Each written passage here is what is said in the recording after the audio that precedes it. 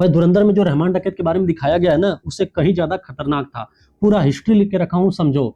लियारी जो जगह थी जो कराची में पड़ती थी, यहाँ पर ये समय है 1950 का। यहाँ पर मुख्यतः दो तरीके के दो गुंडे थे, भाई थे, दादुल और श्रीयल। ड्रग डीलर थे, ड्रग का काम कारोबार करते थे, एक्सटॉर्शन मनी वगैरह भी मांगते थे। इसमें एक और बड़ा नाम था, या बड़ा एक तरीके से गुंडा था, इकबाल उर्फ बाबू डकैत। ये कराची में इसका नेटवर्क था, ये भी बहुत बड़ा ड्रग डीलर था। ये लोग लियारी में एक तरीके से इनका नेटवर्क था, और इसका पूरा कराची में चलता था। दादुल का इकबाल से बनता नहीं है, तो अब इकबाल क्या करता है, दादुल को मार देता है। अब यहाँ पर दादुल जब मर जाता है, तो दादुल का लड़का होता है रहमान डकैत। रहमान डकैत उस वक्त छोटा था, 14-15 साल का रहा होगा। तो हाजी लाला क्या था, दादुल का थोड़ा अच्छा दोस्त था। तो हाजी लाला रहमान डकैत को अपने साथ ज्वाइन करा लेता है, अपने साथ रख लेता है। एक तरीके से रहमान डकैत का गॉडफादर बन जाता है। हाजी लाला के 7 लड़के थे, उसमें एक था अरशद पप्पू। अरशद पप्पू रहमान डकैत और हाजी लाला के साथ मिलकर अब काम करने लगते हैं। अब होता क्या है कि कुछ साल तक ये अच्छे से काम करते हैं, फिर रहमान डकैत जो था वो हाजी लाला गैंग से अलग हो जाता है। अलग होने की वजह ये थी कि 1 करोड़ रुपए का एक एक्सटॉर्शन का काम था जो रहमान डकैत करता है, लेकिन उसका जो पैसा था हाजी लाला इसको पे नहीं करता है।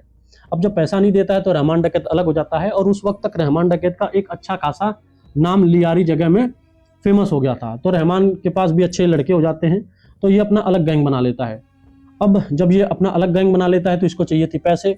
अब इसका एक दोस्त होता है जिसका नाम था फैजू बलोच। ये एक ट्रांसपोर्टर था, ट्रक व्रक का इसका बहुत बड़ा बिजनेस था।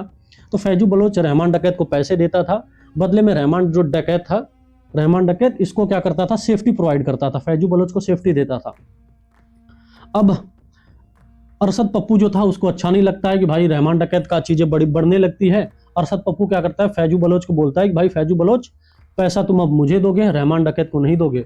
फैजू बलोच मना कर देता है, तो फैजू बलोच को अरशद आकर के मार देता है। अब फैजू बलोच जो मर जाता है तो इसका एक लड़का होता है उजैर बलोच। उजैर बलोच हॉस्पिटल में बहुत सीधा साधा लड़का होता है, वार्ड बॉय की नौकरी करता है। अब उजैर बलोच को ये देखकर बहुत ज्यादा वो पागल टाइप इंसान हो गया था। उजैर बलोच कांटेक्ट करता है रहमान डकैत को, बोलता है कि भाई पैसा जितना चाहिए, मेरे पिता का जितना सब पैसा था सब ले लो, लेकिन मुझे कैसे भी करके अरशद पप्पू को मारना है। राइट। अब इन दोनों का एक तरीके से मिशन हो गया था कि भाई अरशद पप्पू को खत्म करना है। इसके पास पावर थी, इसके पास पावर थी, और इसके पास पैसा था। अब इन दोनों के बीच में बहुत ज्यादा गोलियां चलती, बहुत ज्यादा लाशें गिरती हैं अरशद पप्पू और रहमान डकैत के गैंग के बीच में। राइट। इसी बीच रहमान को पता चलता है कि जो उसकी माँ थी वो कहीं ना कहीं राइवल गैंग के साथ कांटेक्ट में है, उससे बातचीत हो रही है। तो ये क्या करता है, अपनी माँ तक को मार देता है। इस वक्त तक हालात ऐसे हो गए थे कि 2000 के आसपास लोग इन दोनों की लड़ाई में, आपसी रंजिश में मारे जा चुके थे। अब अरशद पप्पू जो था उसके हाथ चढ़ जाता है रहमान डकैत का एक कोई चाचा, उसका नाम तो डिस्क्लोज नहीं हुआ है, लेकिन रहमान का कोई चाचा था, वो अरशद पप्पू के हाथ चढ़ जाता है। अरशद पप्पू कॉल करता है रहमान डकैत को, और कॉल पे उसके पापा को, उसके चाचा को गोली मारता है, और कॉल पर सुनाता है रहमान डकैत को। और ये चीज सुनने के बाद, ये चीज समझने के बाद रहमान डकैत बहुत ज्यादा गुस्से में हो जाता है, और कैसे भी करके अरशद पप्पू को मारना चाहता था। अब इस लड़ाई में, इस राइवलरी में इतनी लाशें गिरती हैं कि इंटरनेशनल मीडिया तक को पता चल जाता है। बाहर, पाकिस्तान से बाहर भी खबर चल जाती है कि भाई लियारी नाम की एक जगह है जहां पर इतना ज्यादा हैवानियत हो रही है। अब जब इंटरनेशनली पाकिस्तान के ऊपर इतना प्रेशर बनने लगता है, तो वो कहता है कि भाई लियारी को साफ करना है कैसे भी करके। तो इसके लिए वो अपॉइंट करता है एसएसपी चौधरी असलम को।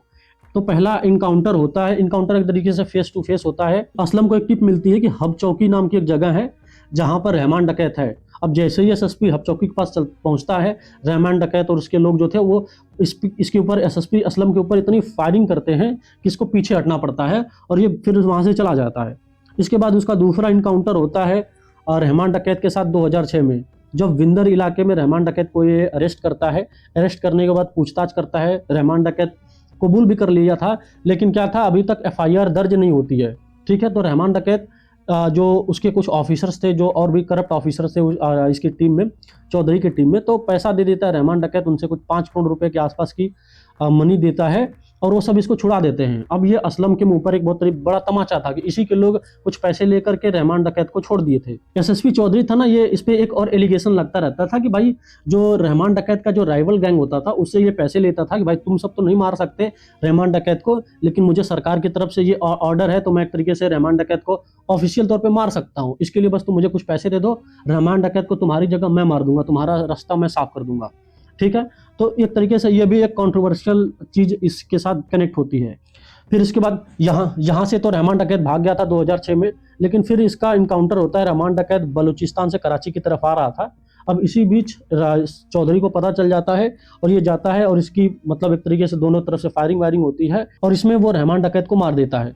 बहुत सारे लोग बोलते हैं कि ये इनकाउंटर फेक था, रहमान डकैत को धोखे से बुलाया गया, फिर उसको मारा गया। अब रहमान डकैत के मर जाने के बाद सारा जो गैंग था वो चला जाता है उजैर बलोच के पास।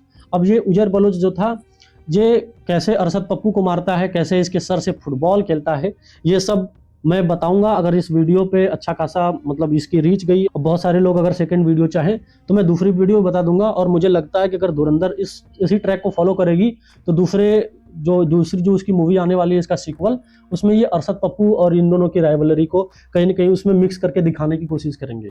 सो भाई धुरंधर 2 देखना है तो बता देना, मैं दूसरी वीडियो में इन दोनों के बीच में कैसे क्या क्या चीज़ें आगे चल के हुई फिर से एक वीडियो बनाकर बता दूंगा। धन्यवाद।